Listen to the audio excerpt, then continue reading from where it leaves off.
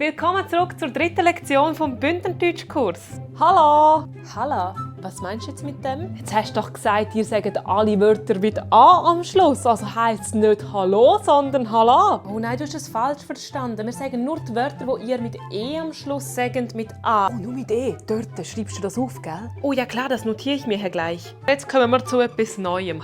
Wichtig, im Graubünden sind alle Wörter, die ihr mit CH sagt, mit K ausgesprochen. Hey, spannend, dann mag ich das jetzt so. Achtung, da ist jetzt gerade sehr ein beliebter Fehler passiert. Das CH wird nur zum K, wenn es am Anfang vom Wort steht, oder? Das geht mir jetzt fast ein wenig zu schnell, ich komme gar nicht mehr richtig nachmitschreiben. Nein, die Dörte wieder. Eine Keibe lange Leitung. Sehr gut gemacht, genau so funktioniert es. Aber hey, wissen ihr was? Das langt, glaube ich, auch für die heutige Lektion. Wir schauen dann weitere Anwendungsfälle vom CH und dem K in der nächsten an.